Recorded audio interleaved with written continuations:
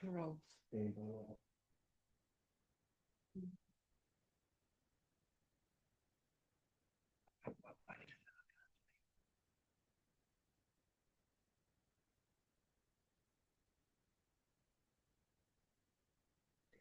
Miss Manal. How are you? Hello, I'm good. How are you? Am I seeing you two times today? Yeah. Good. Excellent. Just checking. I've got Miss Deirdre online. I saw Jazz jumped online a minute ago, so I get her twice today. I love that. There's Miss Jasmine. And where is Deirdre? Miss Deirdre, Hello. are you? I'm good. Oh, hello. Oh, how gorgeous. I wouldn't say gorgeous girlfriend. What a wonderful surprise. Ah, I thought you might like that surprise. I had to really make sure that you were on. And Miss Jasmine, are you coming to see me this arvo? Yeah, feel like I've just got a day of leadership and pictures. Excellent. You just need it. You need me in your life. I really do. And then Miss Anamat, she's breezing in. Miss Manal, oh no, I'll do an introduction soon, and then you can all understand Deirdre's joy, okay, and my joy in this. And so I know Sarge is going to jump on in a minute too, which will be really helpful because I've got questions for you lot today to teach me. All right. Um, Deirdre, do you want to introduce this person? Well, this is Miss Valerie Ann, uh, commonly known as Val, and Val is Anna's sister. And for a little while, she was like, she took me in as a lost soul, her and her husband, Peru. And I lived with them for a while. Hey! Thank you for including me, Lottie. Much appreciated. And he loved me. He loved me living with them because we got to have things like snacks that he wouldn't normally have in the household. So it was a really cool time that I lived with them when I was at Teachers College, and always be grateful. And then have been part in each other's lives ever since. Really, yeah, long Yeah. time. Yeah. Good to see you, Nod. Yeah. You too. So, Jasmine's going to come over this arvo, and Miss Jazz is all the way from New Zealand, and she's heading home again soon. She's from over Tauranga way, over at the Mount, and she's come around for our other class that we're teaching this afternoon. Miss Manal, where are you from? Where are you sitting right now? I'm from Syria and I'm in Alain. Yeah. Yeah, Yeah. Syria. So we're just filling everybody in over there. And Miss Anamat, who are you? Where are you? Where are you sitting? Hi, good morning. I am against Table Mountain in Cape Town. Cold wow. winter, rainy morning. Look at here. You've got so many clothes on, Anna. I have. It's freezing. What's the temperature? Oh. South Africa. What's your temperature What there? is the temperature? What's my temperature? I don't know. Let's see quickly. Well, it's 33 in Dubai, my phone keeps telling me. We suffered that one yesterday.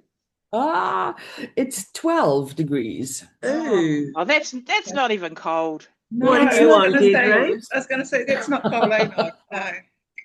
Deirdre, what are you on? Oh, I Oh, don't know what we are right now because I'm using my phone for this. But the other morning it was 4. Yeah, yeah. Ooh. It was like that when we left. It was freezing. Yeah. Oh, my life. And who else can we welcome to this? So we've got Miss Angelique. Miss Angelique, where are you? Where are you from? And where are you sitting right now? And where are you from? We're just going around the world here.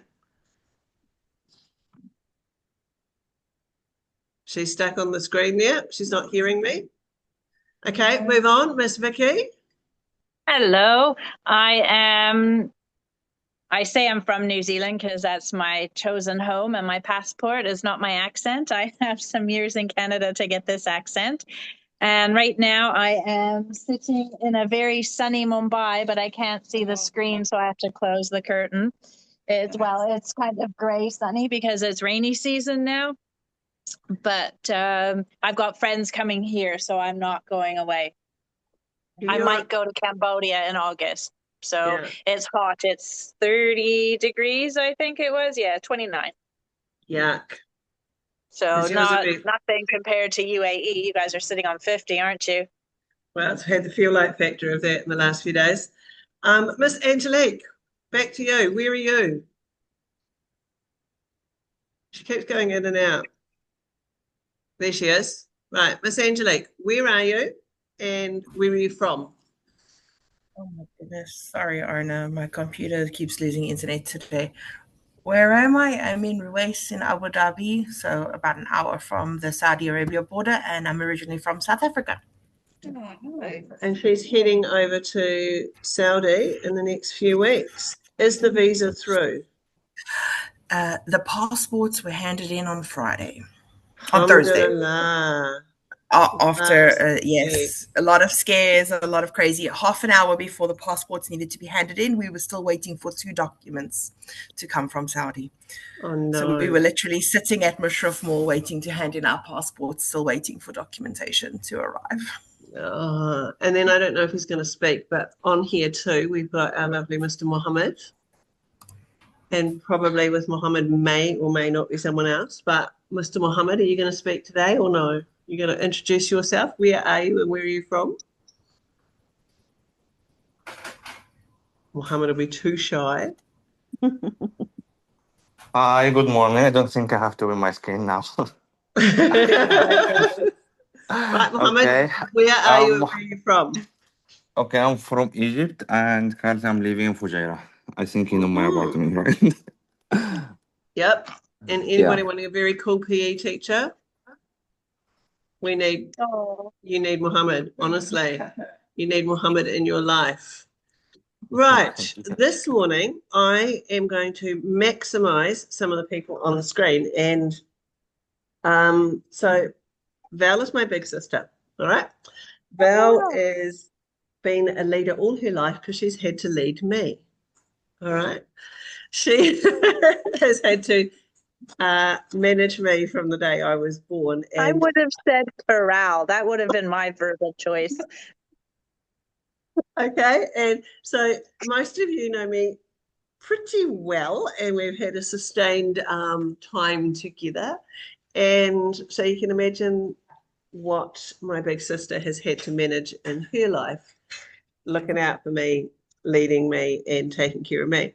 The other side of it is when I'm not running around in her world, is that she is a leader in her own right, and she leads a branch of a big company back in New Zealand. And she has been in that company and leading it for more than 20 years. And then her husband sitting across the table saying she leads me too. And then the other one in this is Deirdre. You've been sitting in your space for a solid more than a dozen years. And I like this whole thought of sustained leadership. And it's something that we don't get a lot of here in the Middle East. And it's something I'm not grand at. So I've got a couple of questions to ask people, and particularly Val, but particularly Deirdre, and anybody else that wants to jump in. But how the hell do you do it? Like, Dee, you start and then Val will jump in, but why do you stay? I think you're never finished. For me, I love the place. I love the little community that is built around my school, within a small community anyway. For us, it's a faith-based school, so there's 2 sides to it. Your school is the hub of your community, and in the because I've been there more than the 8 years that it takes a kid to get through. Obviously, I'm getting closer to the 8 years that it takes kids to get through. The change in, I don't know, home life, the education system, all the things that go into making a school, there've been massive shifts. So it's almost like you start again. And you're never happy with exactly where you're at. So I think in my mind, there's always more to do. It just continues to evolve, eh? Yeah, it does. It's like a cycle that just continues to evolve, and Yeah. I get that understanding because although I don't work in the same industry or environment as all you people do, there's still that parallel where you still, like you say, Noddy, nothing, there's a cycle that you go around, but as you go through that cycle again, something different starts and changes, and you grow, and there's still new learnings, and there's still things happening that brings that thing that you want to continue to grow and learn from. Yeah. And I think that's the thing that keeps you staying, keeps you growing, and keeps you learning. Yeah. It does. And for me in a small school, the only same staff member is me. Oh, wow. Yes, you can say, oh, wow, right. I can tell a different one. So so I'm the only person who is still there that started at the same time as me. Yeah, yeah. So what are you doing to get rid of them all? Well, here's the thing. Most of the time, they don't go willingly. What, you fire them? You know, no, not at all. But I get them ready and then push them out of the nest. You know, I think my job as a leader in a small school is to prepare young teachers to become good leaders. Now, they can only get so much in a 2-teacher school. There are no roles of responsibilities outside of the principal. You know, not officially. So they can't put in their CV that they've been, a head of department or a da-da-da-da-da, whatever. So you have to grow them as much as you can, give them the PD that keeps growing them at every step. And then they get to a point where you have to push them out of the nest, even if they don't want to go. And, a couple of mine are pushed over to you guys. Yeah. And one's gone on to somewhere else and the other one's come back. But that's been the history of our little school, is to grow teachers, because the beauty is that we've been really fortunate to have really great teachers, and if we want to keep them in education, then they need to be mentored and looked after and then pushed into that next step. Then what is it that keeps, like, both of you, what keeps you there? Why don't you leave? Well, originally there was a plan. Yeah, I know. You're a planner at times. Other times, no. That's right. There was a plan, but the plan shifted with family as well. And now I think now I really take this whole give kids as many opportunities as possible in a community that can't really afford a lot, as well as make sure that teachers are getting everything they can so they can move on to the next step. And there's a sort of a thing in Māoridom, it's, I suppose in other cultures it looks like a spiral, but a spiral of knowledge almost is like when you're going in, you're learning lots of knowledge and how-tos and growing as a person and a leader. So on the way out of that spiral, it's your job to impart that and share all of that with someone else to keep it going, so that it's constantly going on an in and out flow, so that knowledge, experiences, skills don't just stop with one person or in one spot. It has to be a constantly moving cycle. And I think that's my job. Is it because you're getting old? Like, I am old. No kidding. Okay, Val, why do you stay? I think it's the development thing of seeing the others grow. Like when I joined because I work in a building industry role, where we do building supplies, and we're a big building supply company in New Zealand. I joined this company 20 years ago, and when I joined, there were people there that had been working in this business 30 and 40 years, and I went, holy heck, what the heck? You've worked here for this long? And I was like, what? And I couldn't get my head around it, thinking, I'm not going to stay that long, And then I got to understand their purpose and their reason. And it was, for them, a lot of them was like consistency, their happiness in their role. They just wanted to stay in that role. They were happy doing what they were doing. They'd got to the level of where they wanted to be in their lives. They were okay being that kind of person. That was it, and they were happy. Then there was others that needed to grow and develop and go further and further. And not like you, Nori, where you've got a two-man band. We've got opportunities to grow and go further within the company. And so they were doing that, and they had that aspiration to grow and develop. So they were on that journey. So I was that person there to help them get and grow that to get where they need to go. So I saw all that, and I thought, well, I've got these people here that want to stay, and I've got to make sure that they're okay and they're happy and that they want to do that. And I've got all these other ones that want to go and become bigger and better things.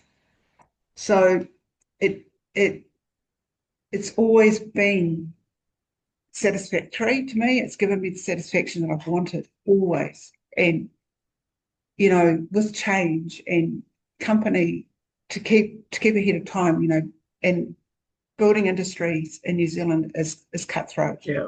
It's like there's too many building supply industries in New Zealand for the number of buildings that we need to build and the number of builders. And so, everybody's after every dollar they can get.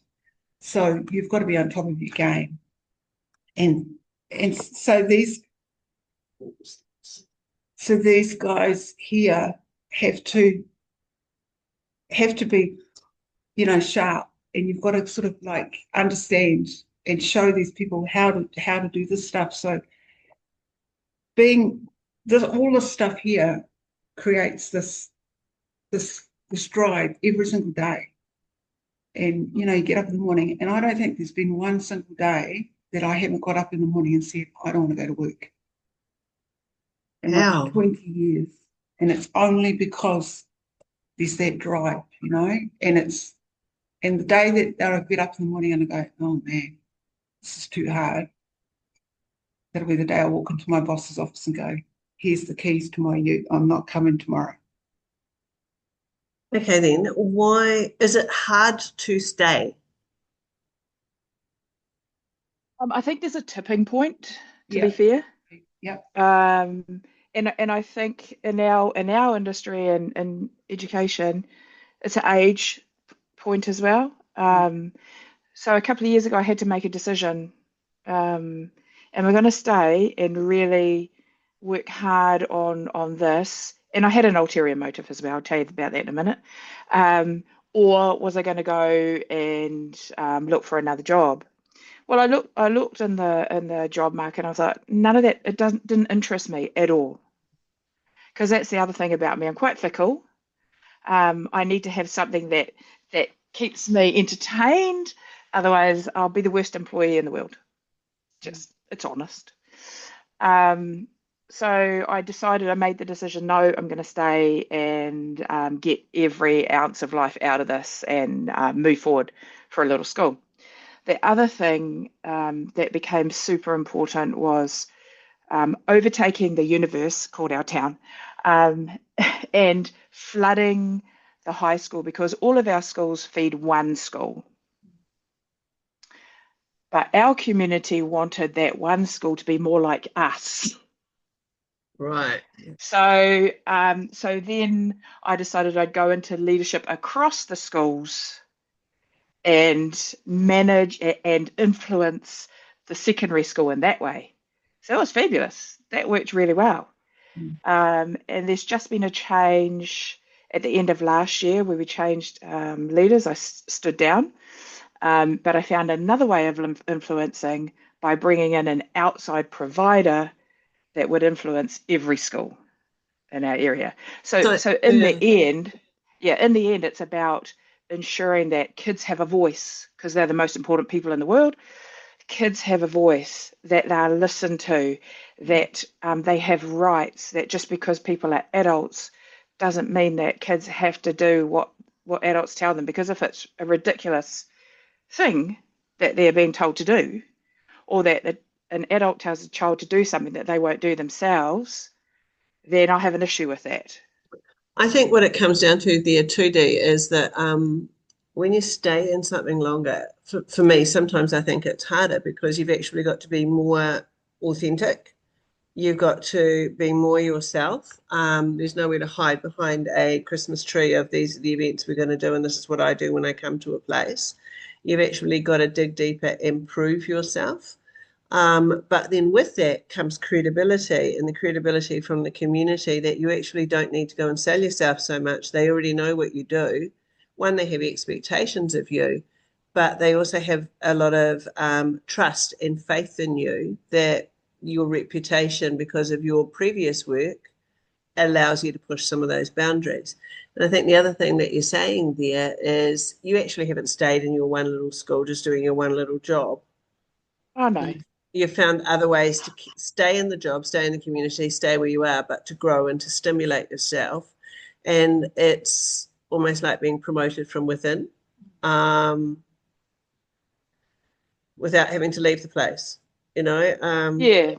I mean, it's been a great thing to lead a team of principals across all schools and ECE in our area. I think that's a fantastic thing because to be able to get leaders of a range of spaces on a similar page, I think is one of the most important things that we can do, particularly for New Zealand small areas. Because if we're all pulling at the seams in different directions, it's going to rip. Whereas if we're actually working together, then all our kids win, all whānau win, all teachers win. And if we're trying to set up a win-win situation, then working together, collaboration is the only way to make it happen. Okay. Do you want to say anything? No. Okay, I've got another question then, and this is for lots of those people on the screen. Why do you stay with certain bosses? Like, what keeps you there? And you stayed with me out in the desert a few times. You moved with me, you stayed with me. You wanted to go home to South Africa a few times, but you ended up staying. Like, why? Why did you stay? Why did you stay as long as you did here? I think for me, I'm a little bit similar to Deirdre. I need to be challenged and I need to feel that I'm growing. So if I'm in a situation where my growth is encouraged, and even when it is messy, it is encouraged because growth is not always pleasant. So yes, if I'm encouraged to grow, and if I have freedom within the boundaries, I always say I like to walk with my finger on the rule and be able to walk around it, but as long as I can always just touch it. So you allowed me incredible freedom to explore and play and, to learn within that. And I think this is kind of what we want the kids to do as well. You want them to, so you modeled that for me so that I could also then model that for my kids. For me, that is probably, and then credible. You need to be credible. I can't work for leaders if I don't believe what they're saying or what they're doing or who they are. Yes. I think you've just said something really important to me. Like I don't mind working in chaos. Like, I don't need it to be crisp and clear and organized because that's something I can bring. I can bring actual systems and structures to create some sort of like navigation through the chaos. But I quite like different. I like chaos in my life, to a point. But it is that the boss above me needs to actually give me the autonomy, and autonomy is one of my triggers. I need to have a sense of control, believe it or not. And I need the freedom. And like you, Anna, the boundary, knowing the rules. Just tell me the rules, and then I'll play right up to the border of them, step my toe over them every so often. Like, I'm really interested, Mohammed, like, you're a guy that really likes the rules. How do you stay in jobs? Like, you are really, what keeps you interested in staying where you stay, doing the jobs that you do?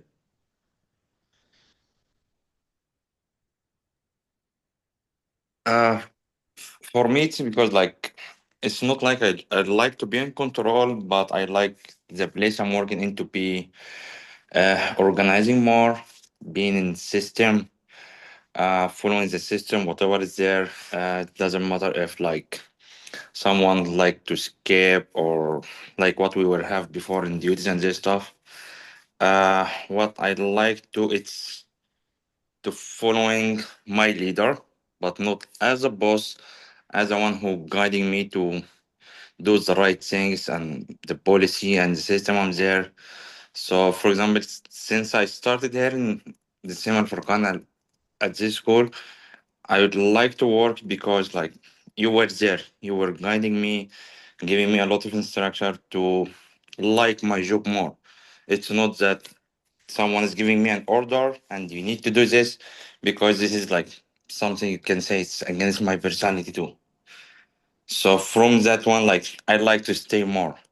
Whoever even came after that time, after you left, they were like leaving me to do the same because like it kind of I build my community there, so they know Muhammad he's doing 1, 2, 3. You cannot just ask him no, leave this one or ignore this one. So from that, like I like to stay. That's cool. That's really good. Now, Manal, can you share a little bit, like, why have you changed jobs? You're changing. Like, why, what was the tipping point? Your company came back and said to you, here's a whole lot of money. Hey, suddenly we want to keep you, and no, don't leave now that you've decided you want to resign. You've been there a little while now, and you've got a fantastic reputation in that place. Yeah.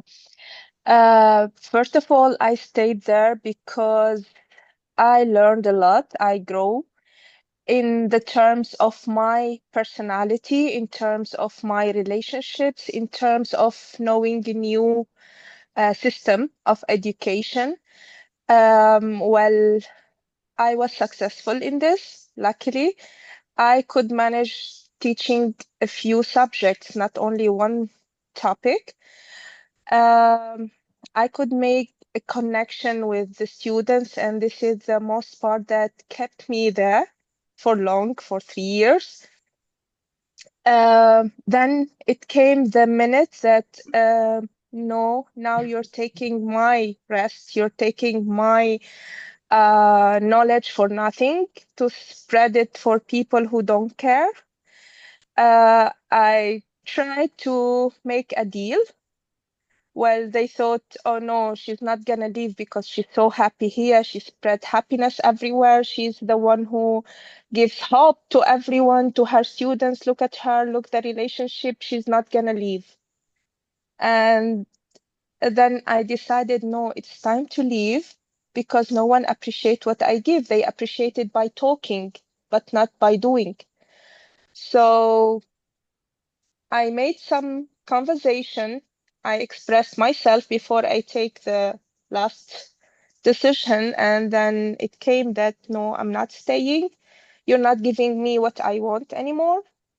I reach it this way that I am teaching others. I'm not growing anymore. You're not investing in me anymore. So I said no. Thank you. I'm gonna try something new. I am so scared, but I'm checking everything that I can to learn about the new job, the new role. I'm asking a lot. I made some communications. It's scary. I'm still working in the school. I will be working in the school till 11/7 because there is no one to plan for the. Wow. Yeah, I'm planning now a new curriculum for my school before I leave. And this was like a friendly request because if I'm not doing this, one of my friends will be fired. So they gave me the choice, either you plan for her classes or we are sorry she cannot continue. I said, no, I'm gonna plan it. Yeah. Oh, God.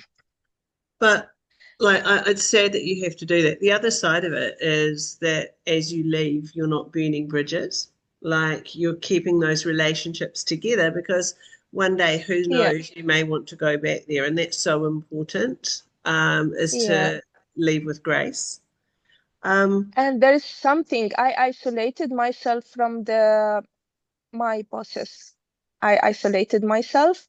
I built my classrooms, my own style. So when they came, they were always impressed. You're not following our instructions. Okay, well, so, but no one complained. And it's like spread it in the school that Manal can do whatever she wants. No, it doesn't. It looks like that. I didn't do whatever I want. I did it in the borders of teaching and learning and all of this stuff, but I created my own environment, my own culture, my own values with the students, and no one could affect this. And that's kind of what Anna was saying there is like, give me the rules, give me the autonomy, and I'll play within the rules to a point, but then I'll do it my way. Exactly. And I think this is an important lesson for everyone in leadership here is don't take people for granted. Don't assume that people are happy because they will surprise you, they will leave. Now, Jazz, you're going into a really interesting option in that you're going to a fixed term, 6 months, and actually you're choosing to not go into a sustainable position or a guaranteed position. Why? Not entirely. I don't know that it was chosen. But obviously, like sometimes it's just circumstance. So like since we knew that you left, we knew that like because we at the start of the year we'd considered staying a third year because I really enjoyed working under and with you. And then like when leadership and things changed, I knew that this wasn't where I wanted to be. And so we had decided to go home. And so because like once Cam got a job and it was in our hometown and all of that sort of stuff, so it was more of a I had options right through to from A to E, and I've settled for option C. In the meantime, I can still look for options A and B. So it's yeah, I mean, so I'm just looking at it for practicality reasons. If they've got some, like I also just know that Tauranga especially is a like seriously competitive market. And so sometimes it's a little bit like you've just got to take what you can get. But like I was a little bit picky and choosy about like where I applied and all that sort of stuff. So like if they have a job opening for the following year, then I will potentially consider staying, depending on like how I fit and align within their team and as a school. But if not, then there's a whole pile of other jobs out there. So it's okay. We'll figure something out. And you said something I know that is really important when you choose jobs is, do I fit in the line with the team? Yeah, it's big for me. It's not silly to do what you've done. Thanks. But Not because But I think also Also Good. with the disillusion of the Yeah. kahui, Yeah. a That's lot it. of bosses are sitting waiting for their next staffing to come in so they know what they're going to do. So I 100%. think it's a fantastic idea to take 2 turns whilst Yeah. you see what comes out from the new staffing situation. But Yeah. also, like, the job market is biggest in term 3 and term 4 in New Zealand. So it gives me the flexibility. Like, if I'm not fitting, then I've still got time to find something that does fit. I'm not going to feel trapped. And then, like, I have to, like, I don't want to go to a school where it feels arduous because I don't fit or I'm not enjoying it. So that gives me the potential 6 months to find, like, if I'm not fitting, then I'm no, and I'm just going to keep looking for something else. And if I am fitting and there is an option to stay, then I know that I need to be outstanding and working towards being noticed and hopefully being a successful applicant in whichever roles it is that they may have. And it's a different mindset, eh? It's like the mindset you go into a job with differs depending on the job. Like Manal's going in scared silly because she's going into her first walking, non-teaching job. She's creating the job herself, but she's going in with just as much focus and planning and drive and passion as you are, but just a different lens and a different perspective to it. Vicky, you've taken an adventure and you've gone to far frontiers and going off to where you've gone. Like, how are you going to stay? Do you have a sustained plan to be there? Like, is it a temporary mindset? Is it a deep mindset? You're on mute. You're on mute. You're on mute. Yeah, I thought the dogs were going to bark, so they sometimes like to join the meetings. I think I played it a little bit the same way that Jazz did. I went into it saying, okay, let's see how this goes, because it took me just kind of over time. It took, the course of my career, the bosses that I stayed with, the bosses that I followed, it took me a long time to work out some of the common elements and to incorporate those into the way that I engage with staff. And kind of along the journey of that shift, I realized, I think like Jazz did, that how the people gel and engage and interact around me is important. And the last school that I was in, the teachers were lovely. The students were great. The families, for the most part, were nice people. But the way that head office, you just felt like a minion. You felt like a minion in the firing line, and there was nothing you could do that was enough. I was there generally at 6 a.m. I was still there at 8 or 9 p.m. And, yes, they knew you were doing it, but they just, well, the place is a shit show, and that's great that you're doing it, and here's one more thing you can do. And the tipping point for me was realizing I've been in 2 environments like that where they really don't care if you completely use yourself up to the point of expiry. They have no interest in your mental health. They have no interest in your humanity. And that's for me where I draw the line. And then I look, so here I took the time and I said, I'd rather live in Thailand on, 25 dirhams a day. I was living on 50. I was finding cheap accommodation and then spending 25. So I was living on 50 dirhams a day so I could stretch it out for a long time. And I said, I want to find good people. And that's what I look for. And then I came here and they were also, because of the visa situation, they're like, okay, we'll give you this visa till June and then we'll decide, mutual agreement for the next year. And once I decided I liked it, I'm like, come on, guys, hurry up. I'm nervous now. But I took the time to be careful and find good people. Yeah. Next a question for you, Val. Like, what is it from the bosses above you and the system above you that keeps you there? You've got to have good bosses, but you've got to manage your bosses. Tell us Yeah. this. Got to manage your boss. Tell me. Like this or no secret from the business side of the world? You've got to have relationships with your bosses. Perhaps that's a better way of putting it. Come on. Like, you've got to get to know them. You've got to understand how they think. Like,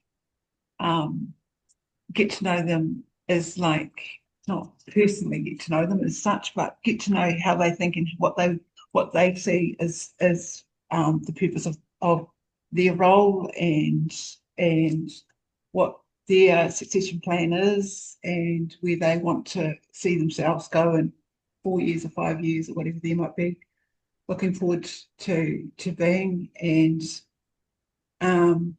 what their drive is. And then obviously their purpose is your purpose because they're using you to get where they want to go. So obviously you're looking to them they're looking to you to get them where they want to be. So they're the step up on the ladder. They're the next step on the stairwell.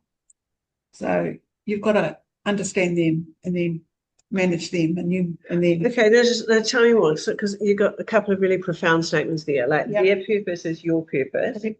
So, can you give us some strategies or ideas about how do you manage them? Like, I want to learn this shit. How do you manage your boss? Like, this is good stuff. Oh, it's very different in your industry to mine. Well, actually, this is what we like when we bring people from other lives in as well, is because actually it's not too different. Yeah. It's same, and ours is just more bitchy, quite honestly. It is. Education's really like bitchy. It's like, even more than politics. It's more like sometimes the adults. It's estrogen fueled. Sometimes even the boys in it, like it's like that's because they're overridden by females. Yeah, but it's more about a playground than the kids. You know, you get more sense from the kids sometimes than you do from the bloody adults. So how do you manage your boss? Give us like 3 strategies or 3 ideas. Because I'm going to go try them tomorrow. Look, Jazz has got her pen ready. I can see it. I'm already taking notes. Very great examples because everything is different on a different. Like, how often do you meet with your boss? That's the thing. You know, some bosses have set programs. You know, and like I'll use my direct reports. Right? I've got 4 direct reports. Like I've got a team. We've got a team of 71, but I have 4 direct reports. I meet with them. I talk to them regularly. I might talk to them not daily. One of them I talk to them daily. 2 of them I probably talk to them daily. Of the 4 of them, I talk to them at least 4 or 5 times a week. All of them within that period. I meet with them once a month as a team. Okay. My boss, who lives in the same building as me, I would see him when I need to see him. Because I go and say to him, and I go to, and this is how it works with him, right? I'll give you this strategy. When I want to talk to the boss, I go, hey, boss. And that's how I talk to him. Hey, boss. Yeah. That's a relationship because you've built a relationship with him. And it's like, I want to talk to him, I go, hey, boss. And he goes, and he looks at me and he stops. Right, because he knows that you need to, yeah. But it's not formal. It's never any formal conversation. There's never a meeting time set to have a conversation. Mm-hmm. It's always done informally because that's the relationship we've got. Okay. Because he's only been our manager 18 months, 2 years. This boss has this particular one. But originally he comes and you go, oh, here's a new boss. You don't really know what he's about, who he is, what he is. So you kind of step back, you let him find his feet, and then you work out the best way to attack him. Yeah, okay. So the best way to attack this guy is, hey, boss. Is he, was he threatened by you? Because you've been there forever. No. And he was coming in. No. No? No. But you work out how, and so we just call him, hey, boss. Okay. Boss. He's got a name, but we don't use it. Yeah, Jazz would manage me like that. But you see, you work out, Mohammed would manage me like that as well. it's how you build that relationship with that person, and then you manage that person, and that's how you manage your boss. I think that that's like double-sided, because one of the things that I wrote down for me, like, why do I stay, is that whoever it is that's above me is approachable, and that then I feel heard. Because I came to you, Anna, in two different scenarios. One is an informal thing, being like, I've got this issue, I've problem solved as much as I can, I need someone above me to make a bigger decision. Yeah. Or I came to you and had a difficult conversation. And in both of those times, I knew that I could just come to you and it wasn't a huge deal, but both of those times I knew that I was going to be heard. And whether that outcome was the one that I wanted it to be or not, it kind of almost then didn't really matter. Like, sometimes it's just like a red flag being like, hey, you are where this is going on. But ultimately it's the leader's job to decide what they do with it or how they proceed. Like, that's my job.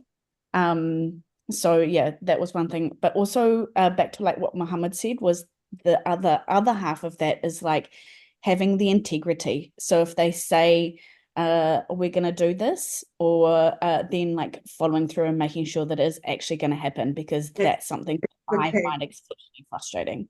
That's the key, is to follow through. Like, you know, with my team, I've got 4 guys there that report to me, and some of them have got some horrific stuff going on in their lives, their personal lives at the moment.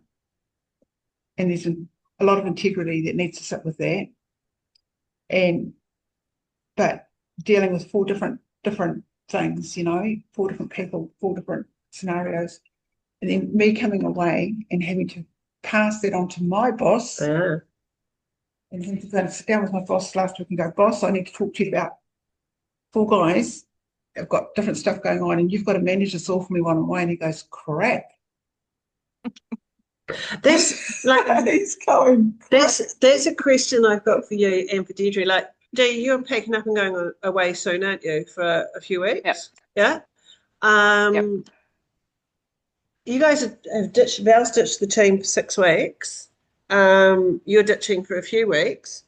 How do you go away and you're not worried?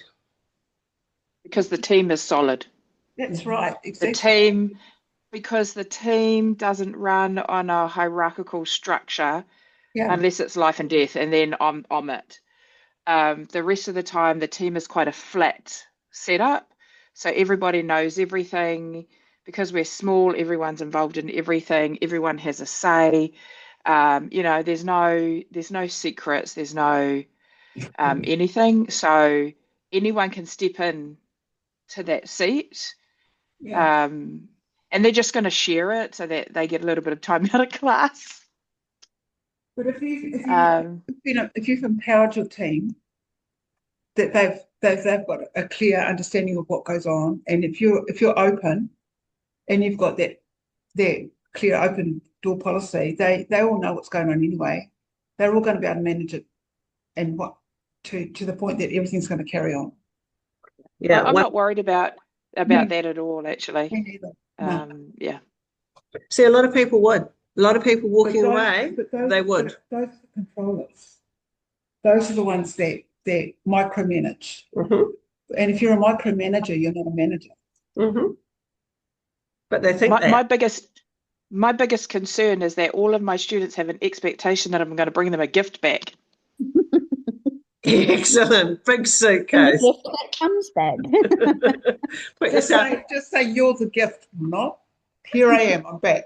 Put a bow around yourself. Go on. Angela, you're going into a brand new job in Saudi. What are you going to take from this? What am I going to take from this?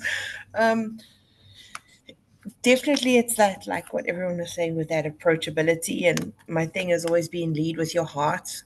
So I've tended to follow leaders better who actually give you the time to build that relationship with them. When they're very like armored and closed off, and it's difficult to build a relationship. Like, I want the boss the way I can walk up and say, hey boss, I have this, or be able to actually say, hey, I've come up with this idea, do you have 2 minutes to listen to it? But when like people are very closed off and they don't have that 2 minutes to listen to an idea, whether or not the idea could or could not work, it all depends, but at least just give the person the opportunity to say that idea. And then that, I guess, comes down to some of my values. So I was busy writing down some of the values, and that curiosity and creativity are some things that I really value. So even within myself, I tend to almost gravitate towards the people where they are curious. So, and if like you'll allow me to spend a little bit of time to get to know you and be curious about what makes you work, and you give me the same, then it's almost a better working relationship. So I don't tend to work well with people who are very closed off and kind of just build up that wall that takes a little while. So I think going in, I'm hoping by all the messages and the way people pulled together just to help us out with like our visas, because they tried to slap us last week with a 15,000 dirham bill for our visas. And I was like, I'm not paying that. I'm not paying it. Forget it. But thank goodness, like the directors and deputy directors and even the other VPs and stuff seem to all have similar like working personalities or similar values. Yeah. So I'm hoping it's going to go into a nicer, I a think more open relationship. you've hit that nail on the head, because you're actually coming from an environment that's quite top down or quite closed off, and top driven. But it's the shared values. When you can align the way that you like to work, things that you value with the rest of the team, then it just makes it easier to be there and to work and to stay. Anna, your comment there in the comments, awesome. Talk to us about the why. You're on mute, sweet. Yeah, go. I hate doing pointless work. I hate, like, even from when I was a little child, like writing things from the board, like why?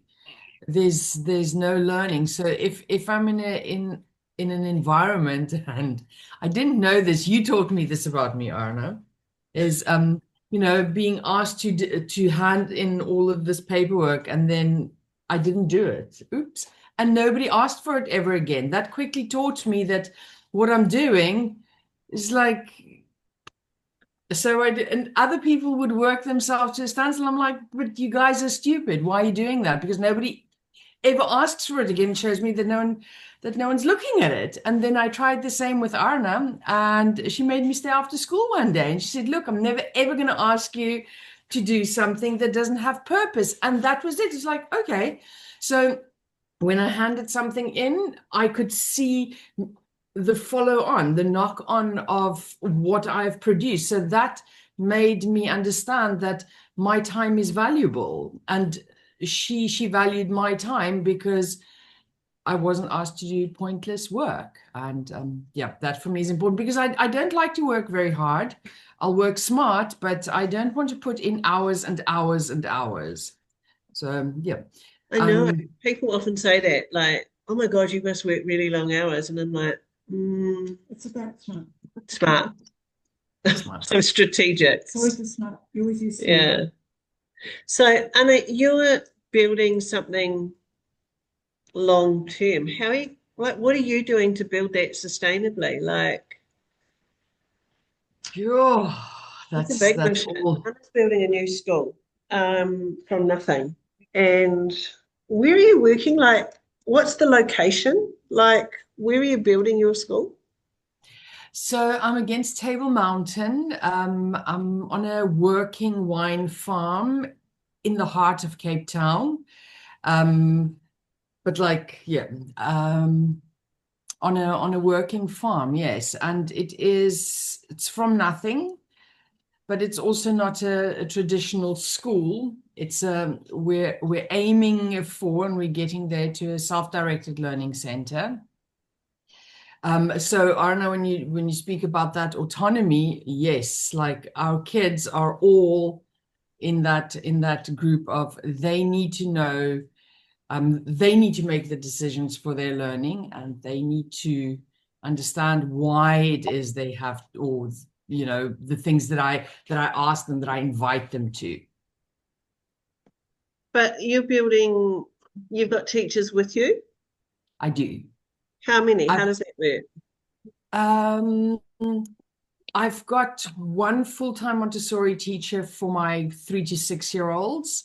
Then I've got a skills architect who's helping me with woodwork, hopefully soon metalwork, and just he's the custodian of the land, we say, all the outside learning.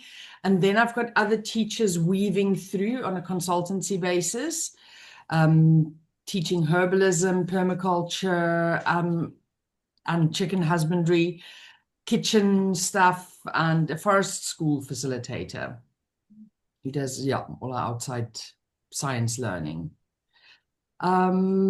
Sure. Yes, that's an interesting journey. But that's been really hard to get started. Like you've just lived on a dream and faith, and then you've gone, right, how am I going to do this? How am I going to get this going? And how long have you been at it now? Just 2 years. In the shape and form that we are now from January, but as a project for 2 years. But as a vision for probably I would say probably 25 years, because the reason I got into teaching was because I knew I wanted to teach children the other skills. I wanted to have them have a connection with the earth, have a connection with just real life. Where does your milk come from? Where does your sausage come from? And it was that dream. Then when somebody asked me, do you want to be a teacher? I'm like, hell no. Okay, wait, maybe yes. It was for that. It was never for the math and the science, but the math and the English, it's what I say here in our setting. Those are the things that I'm really good at. I'm really good at understanding the progression and the developmental progression of English, math, and reading and writing, but I'm not good at woodwork, and I'm not good at gardening. So I bring those teachers to do those things for me that I'm not good at. And it takes, that's the difference between, I think, what Val was saying before about being a manager and a leader, is a leader can let go and let other people step in, where a manager doesn't, and they like to control and they want that drive and perfectionism. Miss Sajda, you've just jumped on, and I really want you to talk about, like, you now work for, we're talking sustained leadership, okay? Leaders that have been there for a vintage, or leaders that have not retired in the job and grown to fatigue in the job. They've kept themselves alive and growing and things, but they've been in that particular setting for a while. You work for a sustained leader now, and the difference between some previous experiences to you and your job now, night and day. Night and day, and definitely he is not a manager, but he's a leader. Absolutely. He trusts in me to make the right decisions for my department. He's like, I've hired the right people to do the job, and I can step back. I can be on the back. I can be in front of the kids where I love to be. I can go and play basketball with the kids during break time. Like, that's what he loves. And because he's got the right people in the right seats, it allows him to be more present as the leader of the school, as the head of the school. And why do you love it so much? What's it done for you? It has built my confidence. In the beginning, I went to him for everything. I was like, is this okay? Can I send this email? Can I let teachers go earlier? And he's like, why do you ask me these things? Just make a decision. Make a decision and stand by it. And if it's the wrong decision, it's okay. We all make mistakes. That's part of being human, Saj. You need to be human. It's okay to make the mistake. And what's the worst that's going to happen? Nobody's going to die. He's like, just make the bloody decision. It's like, I've got all of you in place, so I don't have to make this decision. How long have you been there now? I'm there just almost a year, but it's been the best year of my life. My father says it's the first year I've not complained about my job, and I've not cried that I don't want to be a teacher, and I don't want to be in education, and I want to be a stay-at-home daughter. Like, it's the first year I've not said these things. So Okay, so you recently had an experience where you just got to take over. Like you've had a couple of those, one your leadership conference night and setting up and facilitating all of that. But more so, you did something recently with recruitment. oh, And you I've done massive. There's so so many excited. things. Yeah. Tell us about that recruitment, Jenny.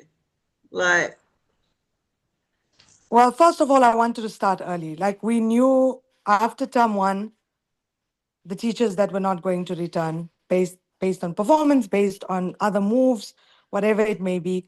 We knew the amount of spaces that we had. So I wanted to start early. Much to like other, high up systems that had to, be in place. I was like, no, I'm jumping on this bandwagon. I'm getting the good people early. I was like, if I wait towards the end of the year, the good people are gone. And in order for me to shift teaching and learning to where I want it to be and my vision, I need the right people in the right spaces.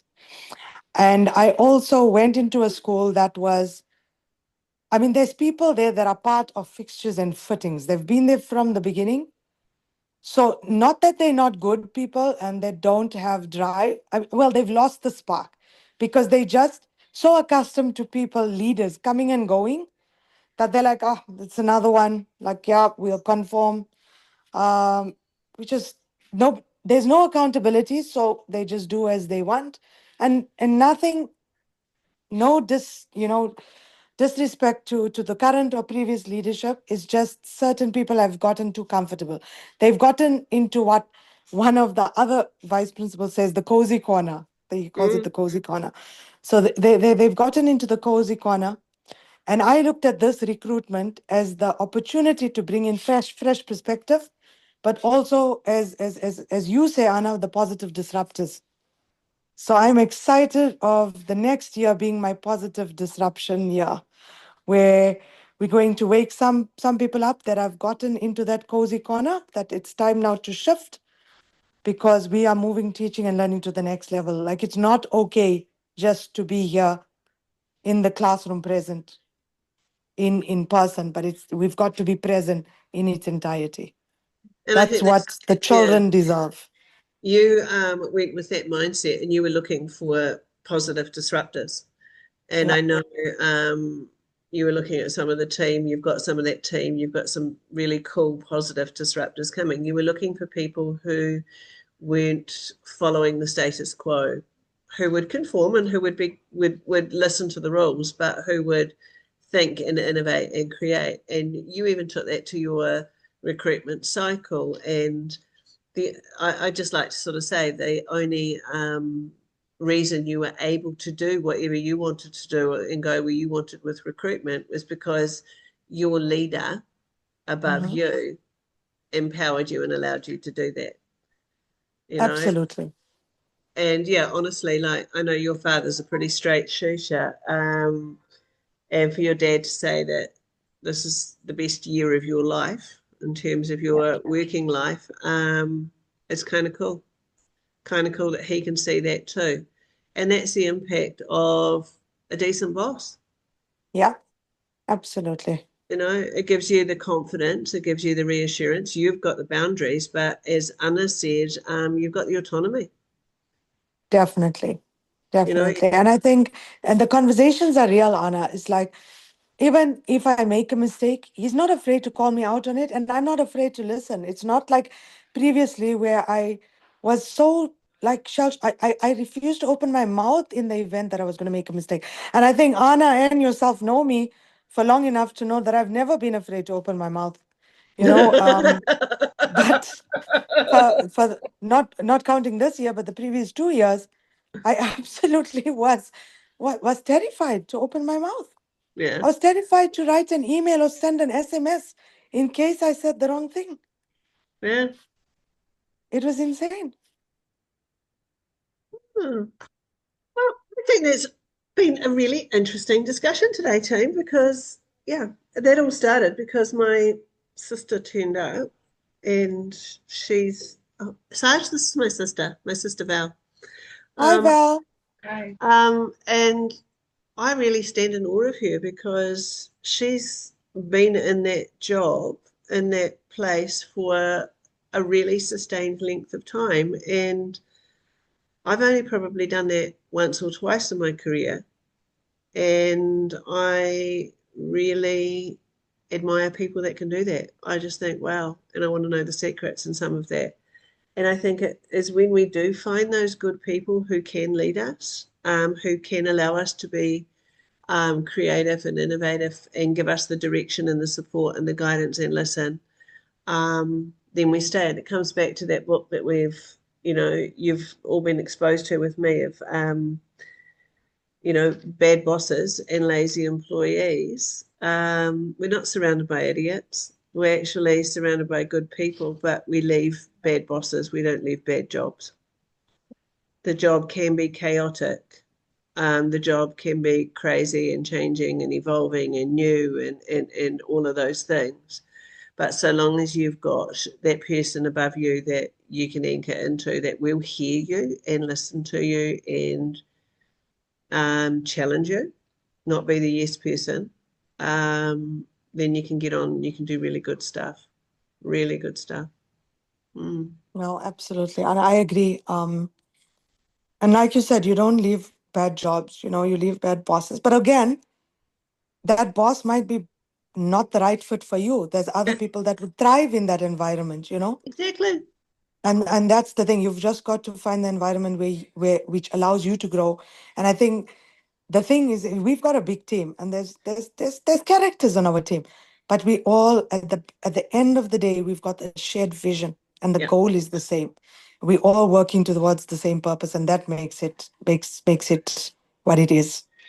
And yeah, you speak about recruitment, Anna. I think the last part of my recruitment process was a leadership position. And I think my candidates, I drove them insane. It was the most intense process that they've ever went through. Bless them. yeah. But you had a purpose, and I think that circles back again. Val said, when you manage your boss and things, their purpose becomes your purpose. And once you know that clear vision of where this place is meant to be going, then you get that shared vision and life can push forward. Yeah. Right, team. It's guess what? For many of us, it's now the holidays. We're a week off or a few days off. Anna, you get to endure the cold, but surely you guys must be coming to holidays. Jazz has got moments, days, and she doesn't know when the heck she's flying out. And then she's going to land to set up a classroom in like 48 hours and get into school. Vicky sitting in the rainy season and maybe tiki touring. Angelique's frantically trying now to get rid of furniture and get a life and get to Saudi. Manal's just getting on with it and setting up for her new job. Are you traveling? Yeah. Germany? Yeah, Germany. Hey, have you got your exam results back? Two were good, two were bad. Oh, well, let's focus on the two. Excellent. She's got to learn German. Poor chick. God forbid. But enjoy Germany. We'll be in the same continent. We'll be just over next door to you in Netherlands. Deirdre, are you guys on holiday yet? Yeah, right now. Alhamdulillah. Nice. Pretty cold there. And then Sasha's off to Disneyland. Disney World, Orlando. Disney World, Florida. Sorry. She has spent like about 3,000 dirham on Temu buying everything Disney and coordinated t-shirts and she's got a whole suitcase of Disney crap to take with her. So Oh, we're so excited. My children think I'm completely insane, but anyhow. You're Hey, big absolutely ups, Sarge, brilliant, big ups. and 6 more days, and then we fly. Oh, my life. Goodness me. Mohammed, what are you doing for the summer? Egypt? I'm going back. Yeah, I'm going back to Egypt. Yeah, I'm going to see my family this time. Good. You say hello to your other mother. Yeah, sure, mom. Send her my love. All right. Yeah, sure. Excellent. Right. Some of you I'm going to see online a bit later on today. We're getting into productive disruption.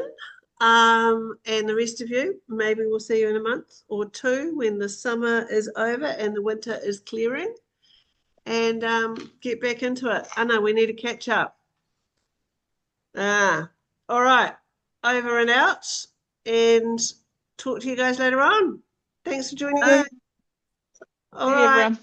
Ciao, ciao. Bye. Cheers. Ciao. Bye-bye. Bye.